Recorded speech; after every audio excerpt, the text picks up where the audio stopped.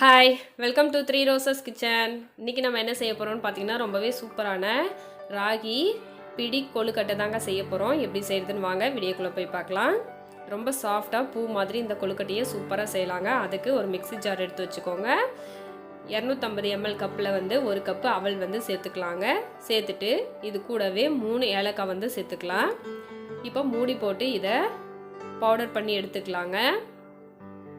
ரொம்ப நைஸாக அரைக்க தேவையில்ல, கொஞ்சம் கொரகொரப்பாக இருந்தால் போதும். இப்போ 1/4 கப்பு துருவின தேங்காய் சேர்த்துக்கலாம்.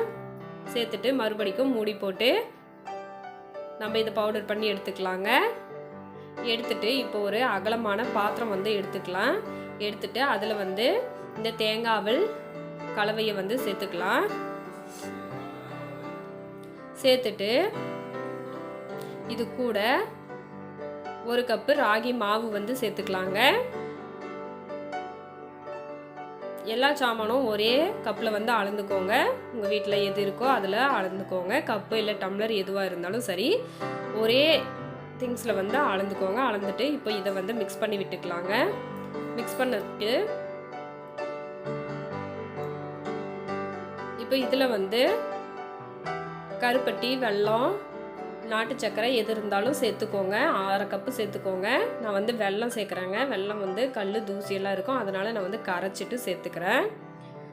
1/2 கப்பு வெல்லத்துக்கு 1/4 கப்பு தண்ணி ஊற்றி கரைச்சாச்சு. இப்போது வடிகட்டி இதை சேர்த்துக்கலாம்.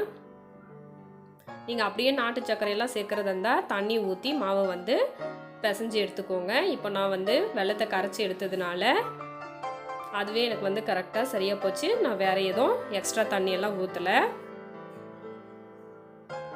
இப்போ பாருங்கள், நல்லாவே மிக்ஸ் பண்ணியாச்சு. இது சூடாக இருக்குது, கை பொறுக்கிற சூடு வந்ததும் இப்போ இந்த மாவு நம்ம பிசைஞ்சு எடுத்துக்கலாம். பாருங்கள், நல்லா பிசைஞ்சாச்சு. இப்போது இதை 10 நிமிஷம் ஊறட்டும். ஒரு தட்டு போட்டு மூடி வச்சுக்கோங்க.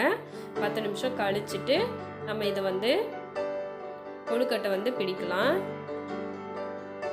10 நிமிஷத்துக்கு அப்புறமா நான் கொழுக்கட்டை பிடிச்சு எடுத்துக்கிறேங்க. பாருங்கள், இந்த மாதிரி பிடிச்சு எடுத்துக்கோங்க. இதே மாதிரி எல்லா கொழுக்கட்டைகளும் நம்ம பிடிச்சு எடுத்துக்கலாம். உங்களுக்கு எந்த ஷேப் விருப்பமோ அந்த மாதிரி நீங்கள் பிடிச்சு எடுத்துக்கலாம். இப்போ பிடிச்ச இந்த கொழுக்கட்டையை இட்லி பாத்திரத்தில் சேர்த்துக்கலாங்க. தண்ணி கொதிக்குது.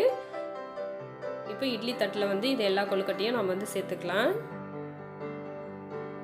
ஃபர்ஸ்ட் டைம் நம்ம சேனலை பார்க்குறதா இருந்தால் சேனலை சப்ஸ்கிரைப் பண்ணிக்கோங்க. மறக்காமல் லைக் பண்ணிட்டு உங்கள் ஃப்ரெண்ட்ஸ் அண்ட் ஃபேமிலி மெம்பர்ஸ்க்கு ஷேர் பண்ணிக்கோங்க. இப்போ பாருங்கள், எல்லாத்தையும் சேர்த்தாச்சு. இந்த மாதிரி செஞ்சு கொடுங்க. காலையில் குழந்தைங்க பிரேக்ஃபாஸ்ட்டாகவும் சாப்பிட்லாம், ஈவினிங் ஸ்நாக்ஸாகவும் சாப்பிட்லாம். ரொம்ப டேஸ்ட்டாக இருக்கும், அதே சமயம் ரொம்ப ஹெல்த்தியானதும் கூட. இப்போ பாருங்கள், இட்லி பாத்திரத்தில் தண்ணி கொதிக்குது. இப்போ இதே இட்லி பாத்திரத்தில் எடுத்து வச்சுட்டு நம்ம இதை ஒரு 10 நிமிஷம் வேக வச்சு எடுத்துக்கலாம். 10 நிமிஷம் வேகட்டும். பாருங்கள், 10 நிமிஷம் முடிஞ்சிருச்சு. ஸ்டவ் ஆஃப் பண்ணிட்டு நம்ம கொழுக்கட்டையெல்லாம் வெளியில் எடுத்துடலாம்.